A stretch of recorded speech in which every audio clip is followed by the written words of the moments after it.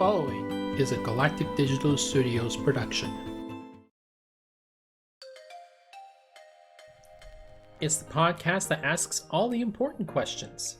Questions like, does the NBA just not bother teaching rookies proper PR or how to not get in trouble by thinking with your dick? Has the NBA actually done away with what I like to call the how not to be the next Sean Kemp class during the rookie symposium, or are just NBA players today just that fucking dense? Anyway, this is Sports Central, part of the Closing Tag Network, and the opinions shared on this podcast are in no way, shape, or form an implication or accusation of anything other than sheer stupidity. I am the master of ceremonies in this open roast of professional athletes, Raul Smith. When I'm not being a complete asshole in calling athletes out for when they are doing something stupid, I act as head of development and design over at Galactic Digital Studios.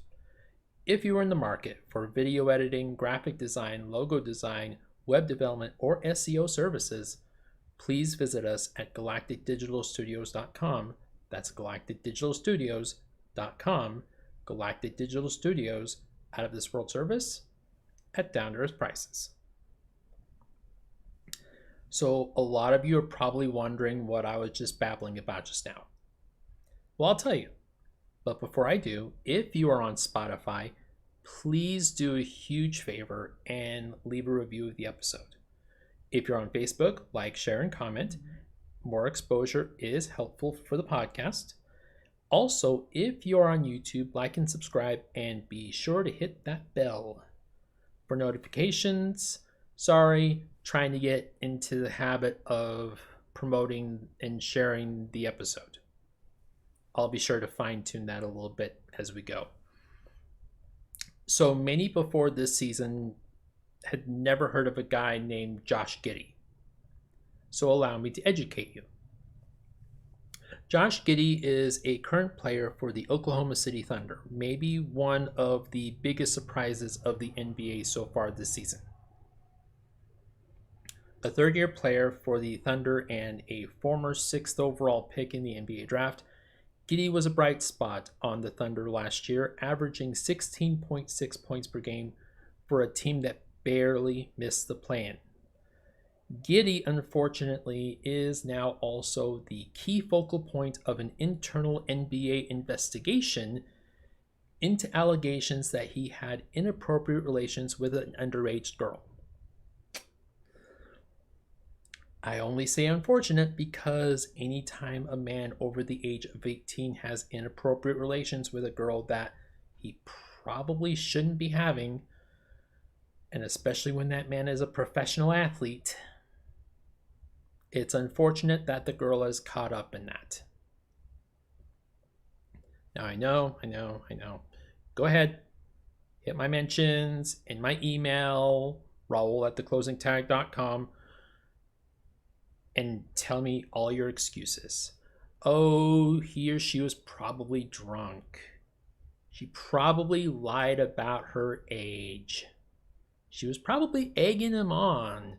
Or my personal favorite, she was probably wearing something inappropriate. You know, all the typical standard cliche copy pasta bullshit excuses that people make up for a young man in this situation. And yeah, I read the Andrew Bogut quote about how the Thunder knew about the relationship and had no issue with it. And even if that is true, that the Thunder knew about it, then there needed to be extra precautions taken, especially with the Thunder's 5-year plan finally coming to fruition. Never forget, the reason the Oklahoma City Thunder have 80 draft picks over the course of 7 years is because they were building for this moment. The moment that they take the league by storm. They were building a team for future title contention. And with the talent that they have right now, they might actually pull it off. Granted, maybe not this year, but in a couple years. The problem with that is if the NBA finds that there is legitimate concern about the allegations or accusations into Giddey, and the Thunder knew that this was going on, they just jeopardized their entire organization and their entire plan, and executives and owners could be targeted for Adam Silver's own special blend of canceling. I hate using that term, by the way. Just douche chills. Ugh. If you don't believe me, ask Joe Paterno, or at least his living relatives. And that's all I'm saying on that.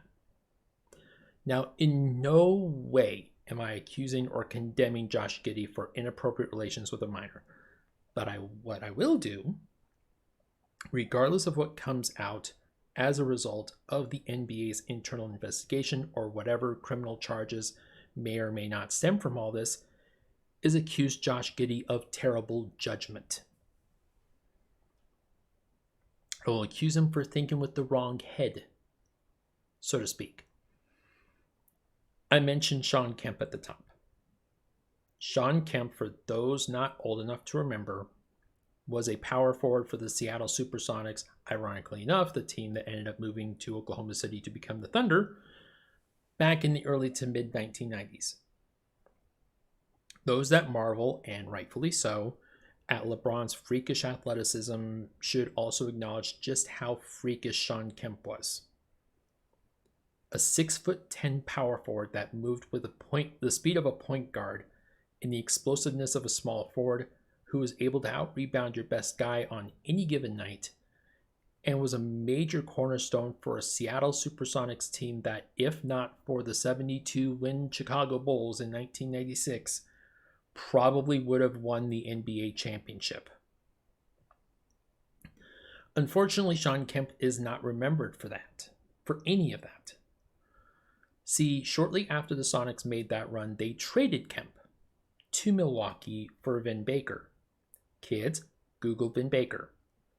Vinbaker. I'm not getting into his story right now. After the trade, Kemp gained a significant amount of weight, and was never the same after that. Now, why did he completely fall off the face of the earth, and why is he almost never mentioned when talking about the great basketball players of that era? Well, it's simple. The dude fucked. A lot. And unlike Will Chamberlain, he was not careful with who or how he fucked. At one point, Shawn Kemp owed over $2 million a year in child support. $2 million. He had reportedly over 30 children with just as many different partners. That is why the NBA Rookie Symposium, at least at one time, had a class specifically designed to keep rookies from making that same mistake. Either that class no longer exists, or Josh Giddey called in sick that day. And it's about to cost him millions too. According to a report, Josh Giddey's sponsorship deal, worth over $40 million American, with Australian cereal maker Weet-Bix, is already in serious jeopardy, even though he's not been legally charged with a crime as of yet, and even though he's fully cooperating with the NBA's investigation. The cereal company views the negative publicity as a bad look and a possible PR nightmare, especially considering the target demographic is, are you ready for this? Kids! So even if he's found to not have done anything wrong, even if the girl he's been seeing on the side after Thunder's games turns out to be a 20-something that just looks young. The damage is already done. To his reputation and to his ability to earn sponsorship money and more than anything they do on the basketball court. A basketball player's ability to sell himself to potential sponsors is how most of these guys make a metric shit ton of money. It's a big reason why they are able to command hundreds of millions of dollars, both in terms or in team contracts and sponsorship deals. It's the biggest reason why LeBron James may go down as the richest athlete to have ever walked the earth. And at least he'll have that GOAT status. So there's that. I'll get back to him in a minute. The Thunder may also get hit as a result. I mentioned the ramifications it could have on their plans both for this season and beyond, but also consider this.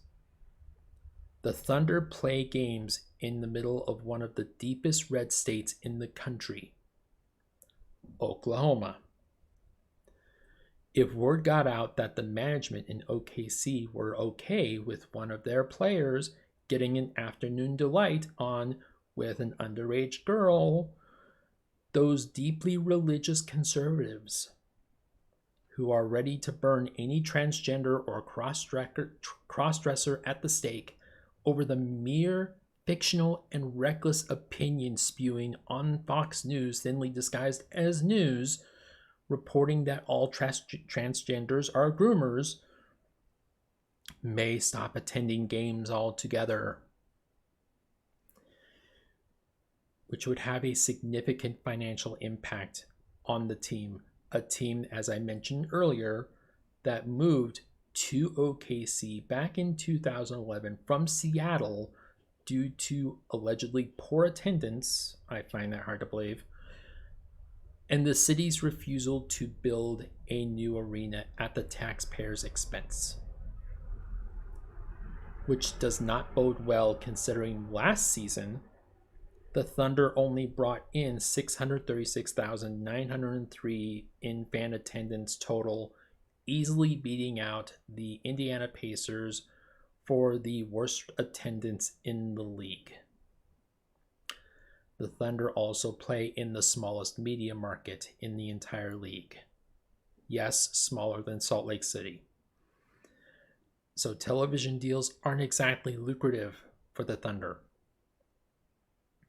So if this goes south in any way, shape, or form, it could be just as bad for the Thunder ownership as it was when the Buffalo Braves had to relocate to San Diego due to financial constraints.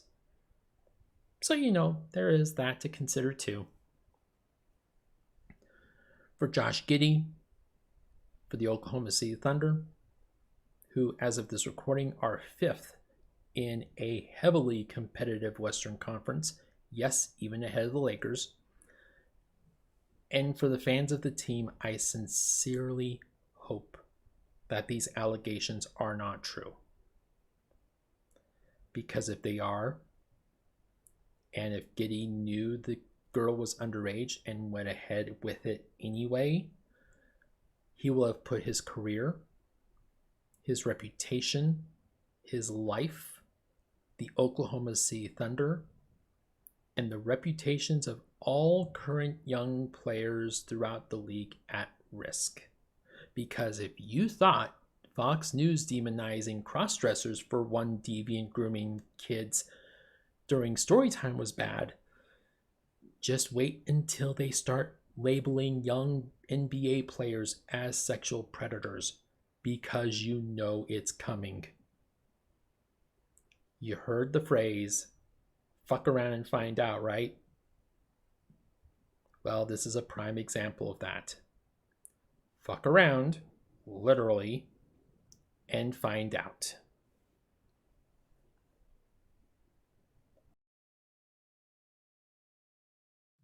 Hello. This is Owl. I am here to let you know that a spoonful of peanut butter is great for your mental health. Also, Be sure to check out the links in the description of this podcast.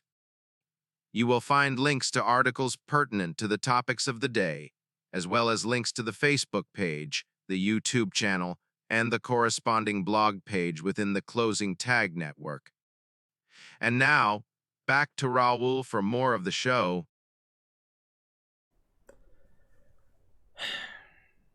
I'm not sure I'll ever get used to that. Also, the claim that peanut butter improves mental health has not been clinically proven by licensed professionals, unless you count me as a licensed professional. But thanks, AIO. I know some will want my take on this, so let me just get this out of the way now. Yes, I am fully aware of Mark Cuban selling controlling interest of the Dallas Mavericks. I am also fully aware that he has essentially quit Shark Tank. The family he sold the controlling interest of the Mavericks to apparently are big investors in the Las Vegas area. So something to keep an eye on, perhaps? I don't know the details of the why. Only Mark Cuban knows why he's doing what he's doing. The man is typically 2 steps ahead of everybody else, so let's just kind of wait to see how this plays out. With that out of the way, so many surprises and things have been happening already in the NBA season, only 1 month mentioned, or 1 month in. I mentioned the Thunder in the previous segment.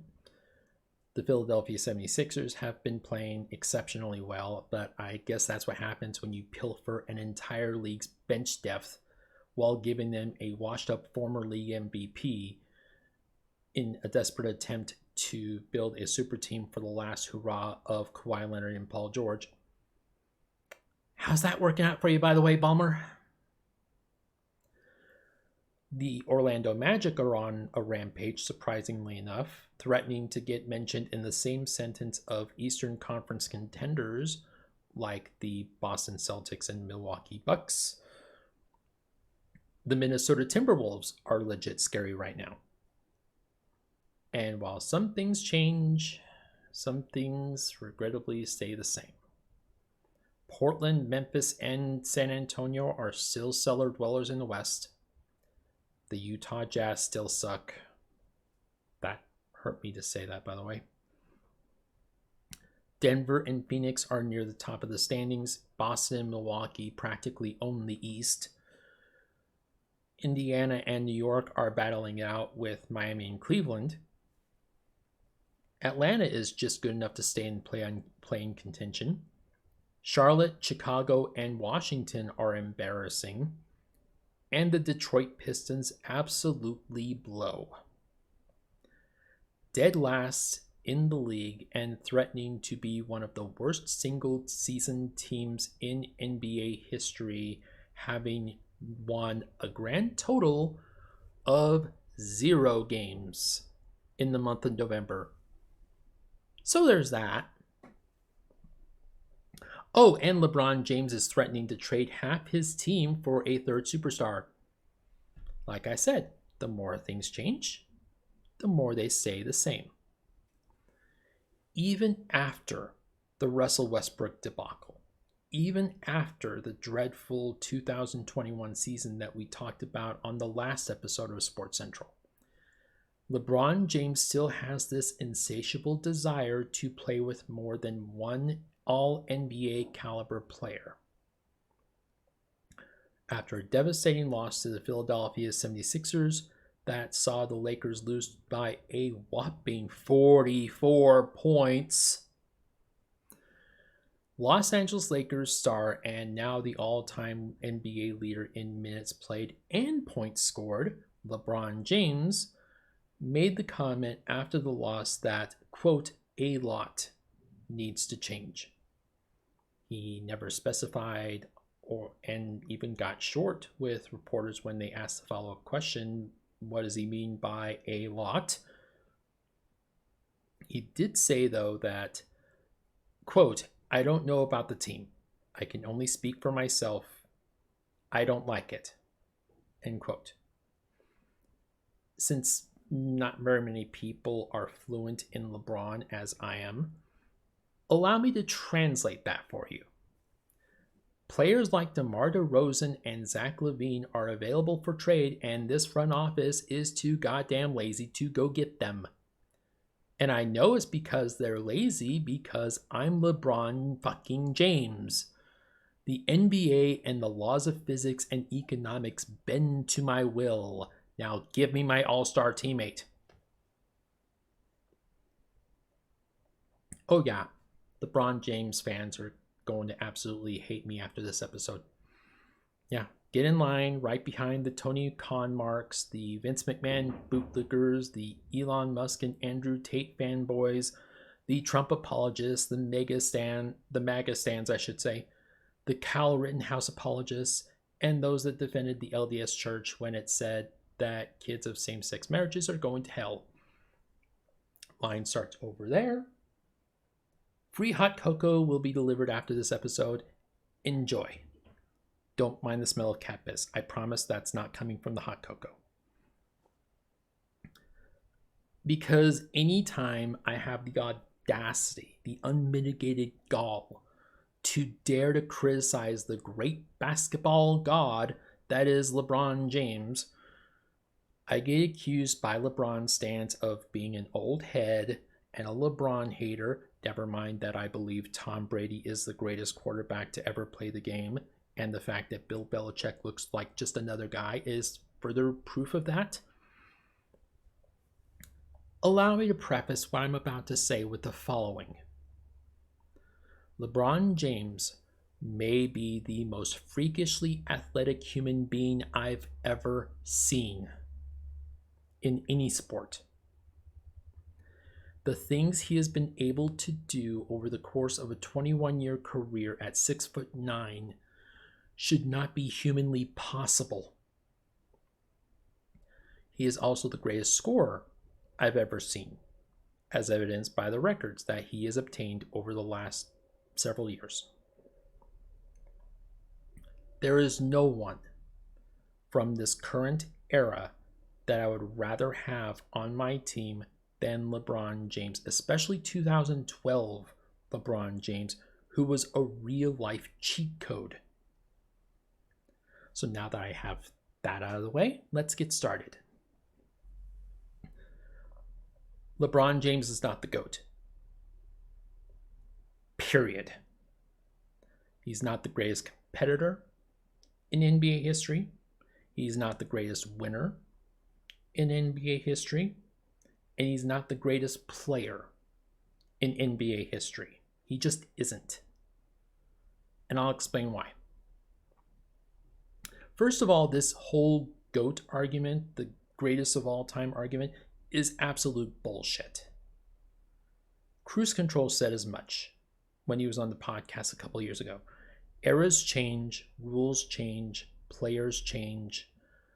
Players that may be the greatest in one era may not be so much so in another. Likewise, players that had their careers cut short due to injury in one era may have had a longer impact on the game in another, and therefore would be significantly greater than they were in their own era. No names mentioned. Larry Bird. Kids, Google Larry Bird. Players that have had the luxury of players not being allowed to make any contact at all on defense might find themselves in a world of hurt in an era like, say, the late 80s and early 90s, and may not have had as long a career as they did in this era. No names mentioned. LeBron James. A man who whines and complains and bitches at the referees looking for a foul call for players even daring to look at him the wrong way or breathe on him won't last 5 fucking minutes in a league overrun by teams like the Charles Oakley Knicks or the Bad Boy Pistons or the Kurt Rambis Lakers. As a fan that grew up in that era, I guarantee he would probably wind up as just another guy. Meanwhile, with no hand checking, no physical defense of any kind, and no hard fouling, a guy like Michael Jordan would probably be allowed to run roughshod all over the competition with impunity. Imagine if a player of Jordan's caliber were allowed to do literally whatever he wanted in his prime with no fear of retaliation from a Dennis Rodman or a John Starks. Not only would he likely play and play at a higher level longer, he'd probably be the all-time leading scorer by a significant margin. Shit. Jordan probably would have 42 points, never mind, or 42,000 points, never mind 39. Plus, it wouldn't take him 20 years to do it. They would have to completely rewrite the NBA rulebook just to give other teams and players a chance. You know, kind of like how they did with Wilt Chamberlain back in his day. So the point I'm trying to make is that this whole GOAT argument is completely based on semantics. It's no better or worse than that what if scenario I ran a couple episodes back when I had the Rockets take Jordan and the Trailblazers take Olajuwon. What if LeBron played in the 70s in an era completely devoid of sports talking heads constantly kissing his ass on TV? What if Larry Bird played in an era of no hand checking and no physical defense? What if Bill Russell played in the same era as Shaq? You know, it's all based on what ifisms. A big reason why I cannot get behind the argument that LeBron James is the GOAT is because he has to constantly convince everybody, especially his legions of devoted, loyal, brainwashed stans, that he's the GOAT. Bill Russell never had to convince anybody that he's the greatest Celtic ever. It's just known. Shaquille O'Neal never had to verbally articulate that he was the most dominant big man of his era. He preferred his actions on the court do the talking for him. It's just implied. Michael Jordan never had to convince anybody that he was the greatest winner in American sports history. It's just implied. Steph Curry doesn't have to hold hashtag GOAT conversations on TikTok or Instagram to convince people that he's the greatest, he's probably the greatest pure shooter the game has ever seen. He just shows it off on the court every chance he gets. Every time the GOAT conversation comes up, not only the GOAT in NBA history, but the GOAT in Lakers history, there's never a moment of hesitation with him. He says that it's him. And he vehemently disagrees with anybody that says otherwise. But maybe more egregious than that is the statement that he made earlier this season, when he said that he's always made the right play and that he's never made an error in his life. That right there. Not taking accountability for your actions, not accepting that you were wrong even once. That's why I can't stand it. That's why I can't get behind him as the GOAT. And again, it goes back to my comments a couple months ago about tribalism and about how people bow down and worship certain people, putting them on impossible pedestals and thinking they can do no wrong. LeBron James is showcasing that precisely. Another major reason why I cannot, for whatever reason, get behind the LeBron is the GOAT argument is he is constantly passing the buck. It's never his fault. As I said, he made the comment, I've always made the right play. He's constantly blaming someone else for his shortcomings. something that his stands have also parroted over the years, like MAGA stands regurgitating bullshit that they spew on constantly on Fox News. Oh, he doesn't have enough help. Oh, the league is out to get him. Oh, it's the coach's fault. He needs a better coach. Oh, it's because people just don't get how great he is. Keep in mind, LeBron James had 5, yes, count them, 5 former All-Star future Hall of Fame players as his teammates in 21-22 with the Los Angeles Lakers, and they still missed the playoffs. LeBron James had 5 teammates that could easily be leading scorers on their own teams, and at one time or another in their careers were, and it still wasn't enough. Keep in mind that LeBron's Lakers last season made it to the Western Conference Finals with leading scorers in exact order being LeBron James, Anthony Davis, Austin Reeves, and Dennis Schrader. One of these things is not like the other. Great. So LeBron is the greatest scorer of all time. Cool. So LeBron has been able to somehow fend off Father Time at a stage in one's career where one usually just falls completely off a cliff. Awesome. And so LeBron doesn't have his hand in the privatized prison cookie jar like Michael Jordan does. That's another argument that I've heard against Jordan being the GOAT. And LeBron does more for his community and communities throughout the United States. I commend him for that. Awesome. I will not knock him for that. But that doesn't change the fact that LeBron James has had it easy his entire life. He's had practically everything gifted to him. From the moment he was shown on ESPN pay-per-view balling for his high school team to now. He has never had to want for anything in his life. Which leads me to my final and greatest reason why LeBron James is not my GOAT. He expects things to come easy. He expects people to cater to him. He is privilege in all its manifestation and glory. He's never had to worry about making his high school varsity team like Michael Jordan did.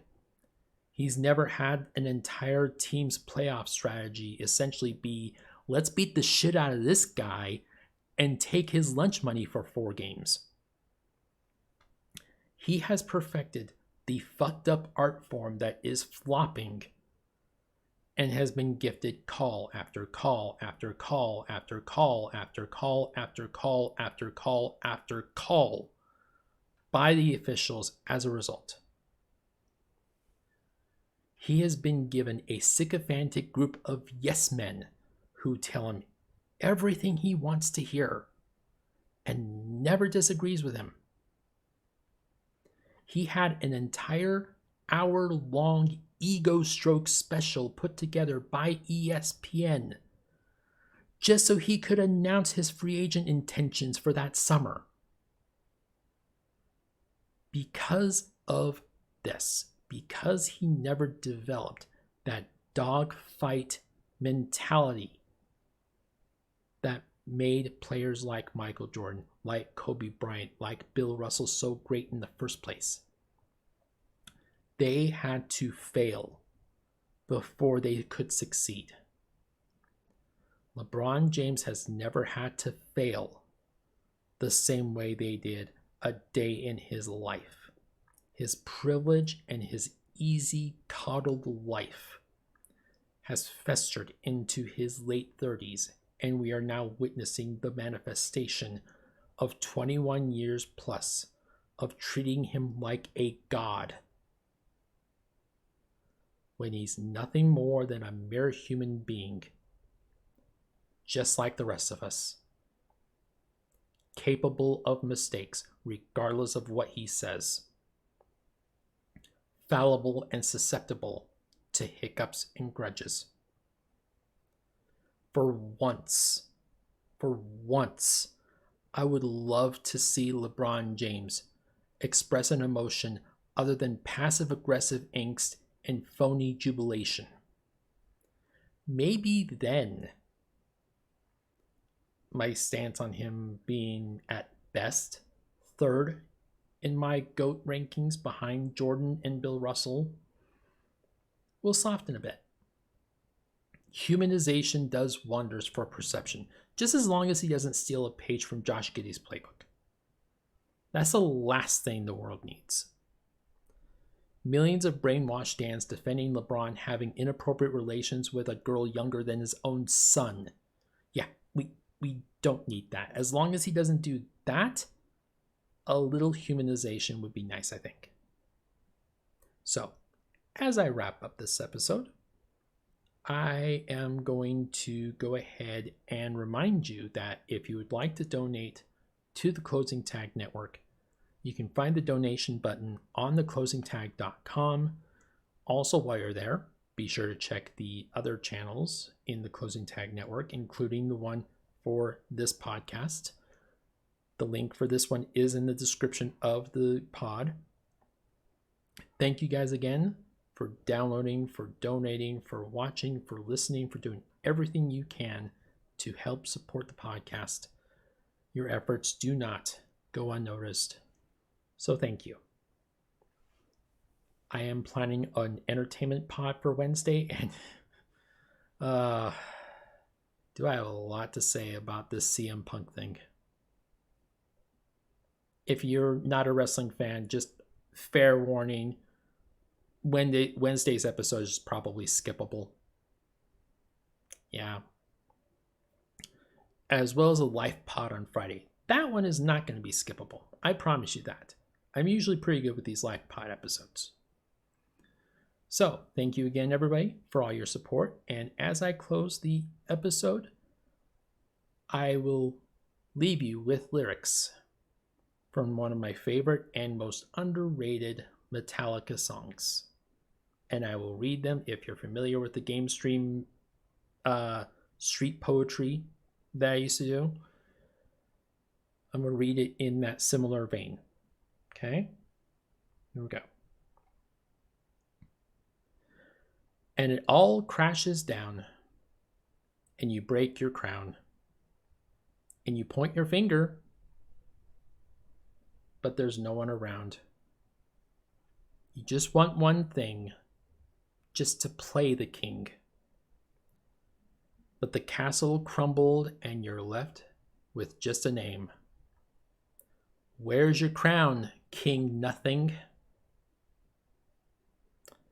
Remember to include your closing tags as the thing apparent. Yep, there we go.